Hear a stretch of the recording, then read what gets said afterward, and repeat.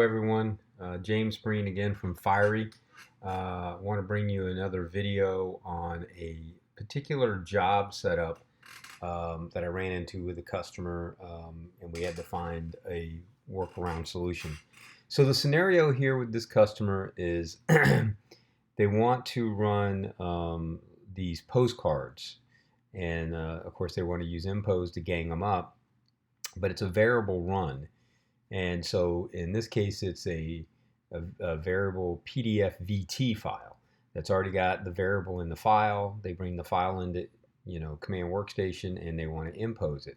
Problem is they want to output this as Duplo short edge feed using the layout that we have in impose, knowing that the final print when it's done is going to go to a Duplo cutter slitter creaser like device. It doesn't have to be a Duplo. In this customer's case, it was a different one. But the point is that we have a special layout in impose that is set, knowing that it's going to a cutter slitter creaser, not a guillotine. It changes the order in the layout so that it would be in correct order for stacking coming off of a cutter slitter creaser. So it's a different orientation. When the customer went in and did an impose, I'm going to use this file right here. When they went in and did an impose and did their layout, everything worked perfectly until they saved this as a template. And then they would choose another file and go back and use the template, the same template that they used on the original file. The problem is that when you save a template, right here's the name of the template, okay? When you save a template and you use this Duplo short edge feed, that is telling it that it's a variable and we need to do a particular layout, including how many records are in the file is going to change the layout. Okay, so if I clicked over here to give you an example and change my view, toggle my sheet view, you'll see this is what I'm talking about. All right, so if I'm under unique cut collate, all right, this is the way it would look. And this would not be wrong, this is a two-sided, okay, if I'm doing a guillotine cut. So if you imagine I cut here and what should be on the back side of one would be 2, well, this is the second side copy. So in a guillotine cut, that would be correct. However, I need to change all of that when I'm doing it on a cutter slitter creaser. Well, that's what this Duplo short edge feed is for. So let me click that. You'll see it changes. Now what I have is 1 and 3 and 2 and 4 and so on and so forth throughout the document. The problem with this is if I save this as a template and then I bring an entirely different file that has a different record set, let's say this one's got 400 records in it and the next one I do, the layout's going to be identical, but it's got 421 records. Well, I can't use that template that I saved for this one because we retain the record number in that template. So thus I would be applying a template to a unlike record-based field, and I would end up with blanks throughout my run here, okay? And that's what the customer was experiencing. So we really wanted to try to help them automate what they were doing. So what we did instead was the following.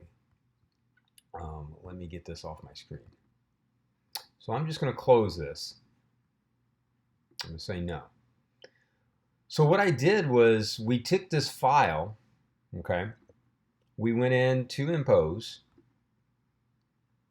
We created our layout manually like you normally would. And I used the unique cut collate just so I could get everything else established. So I used unique cut collate or collate cut. Picked my size, told it was two-sided. This particular is a landscape. This is a 2x2. Defined my gutters, defined my bleeds, put my crop marks in, the whole 9 yards. Then I saved this as a template and called it 12x18 unique cut collate or collate cut. Then I closed it, did not save it back to the queue. Then I went into Device Center and I went to Job Presets and I made a preset and included that impose template. All right, There it is right there. All I did was, I'm going to edit this so you can see what I did. And all I included in this preset was that impose template that I set up.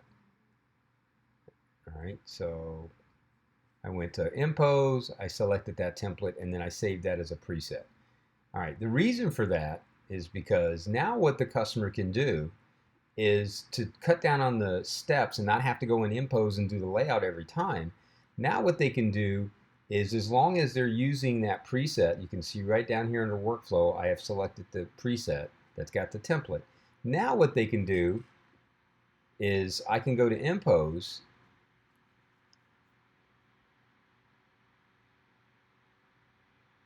and the only change I'm going to make in impose, since I'm already using an imposition template, is I'm just going to change this to Duplo short edge feed. And when I do that, if I toggle my sheet again, you'll see it changed my records the way it needs to be. And again, what the customer was experiencing was this would be incomplete if they tried to reuse the template. And that is true if this Duplo short edge feed is included with your template. But what we did instead was made the template unique collate cut, and then instructed the customer, hey, select that as a preset and use that, but then your final change is to go in here and select Duplo short edge feed. Then you can save this job and run it, and it'll be correct. So that's how you can utilize the Duplo short edge feed with all of your variable postcard runs that match this layout, and still minimize the steps by using a template that doesn't include the short edge feed, and make the last step selecting Duplo short edge feed before you print. Hope that helps. If you have any questions, you know how to get in touch with me. Thanks.